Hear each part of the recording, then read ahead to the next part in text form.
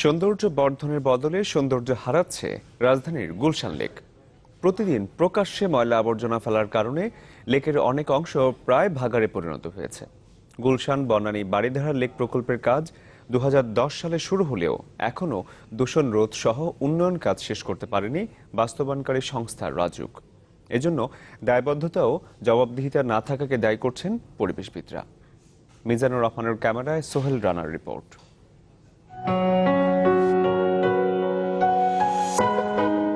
রাজধানীর গুলশান লেক ধূসর নগর জীবনে এক মুঠো স্বস্তির আধার। তাই তো দুপুর গড়িয়ে বিকেল নামতেই হাজারো মানুষের ভিড় জমে এখানে। প্রায় আসে পরে ঘোরা পরে ভালোই লাগে। খুবই এক নোংরা পরিবেশ, ওটা যদি কর্তৃপক্ষের দৃষ্টিতে আসতো তাহলে মানুষ আরো উপকৃত হতো। কিন্তু মাঝে কদিন স্বচ্ছ জলরাশির স্রোত খেলা করলেও এখন বদলে গেছে রূপ। কালো পানি, নোংরা আর দুর্গন্ধ সব একাকার। কেননা লেকটির বেশিরভাগ জায়গা ঢেকে আছে আবর্জনায়। পায়ে হাঁটা পথের নিচ দিয়ে প্রতিনিয়ত পানিতে মিশছে নানা বর্জ্য। আর শাহজাদপুর, বাড্ডা, গুদরাঘাট অংশে গড়ে উঠেছে অবৈধ দোকান। এই রাস্তা দিয়ে হাঁটাটা তো প্রায় অসম্ভব হয়ে যায়, মাঝে মাঝে এতটাই বেশি দুর্গন্ধ হয়। মার্কেটটা অচিরে এখান থেকে তুলে দিয়ে পরিবেশটা আরো মানব বান্ধব করে তোলে। পানি দূষিত হবার কারণে স্বাস্থ্যজনিত নানা সমস্যায় পড়ছেন লেকের আশপাশের বাসিন্দারা।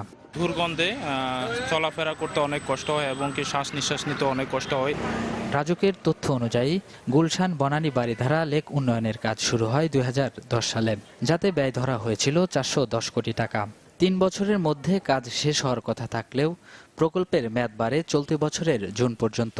আবার সংশোধিত প্রস্তাবে নতুন করে ব্যয় ধরা হয়েছে 2897 কোটি টাকা, আর সময় বাড়ানোর প্রস্তাব করা হয়েছে 2020 সাল পর্যন্ত।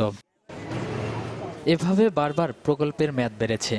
কাজ হয়েছে কেবল লেকপাড়ে সড়কবাতি, গাছ ও ঘাস লাগানো, পায়ে হাঁটা পথ ও কিছু রাস্তা নির্মাণ।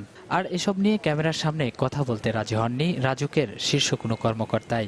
2 সপ্তাহের মধ্যে হবে না ভাই, একটু বসি একটু কাজকাম করে বুঝে নেই। কোনোটাই নতুন না, সবটাই পুরাতন। তবে এখন কোনো টিভি চ্যানেলে কোনো সাক্ষাৎকার দেবো না। পরিবেশ বাঁচাও আন্দোলনের এই নেতার মন্তব্য, প্রকল্পের মেয়াদ বাড়ানোর পেছনে রয়েছে বাণিজ্য।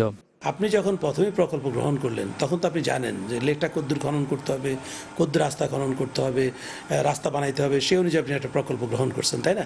একটা নির্দিষ্ট মেয়াদ দিয়ে। বাণিজ্য বলতে আমি বুঝাইছি এরকম যে 500 কোটি টাকার প্রজেক্ট নিলেন, কেউ না কেউ তো এটা করবে, তাই না?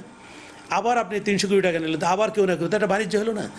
সংশ্লিষ্টরা বলছেন, লেকের দূষণ রোধ না করে কেবল সৌন্দর্য বাড়ালে তা কোনো কাজে আসবে না। সোহেল রানা, চ্যানেল 24, ঢাকা।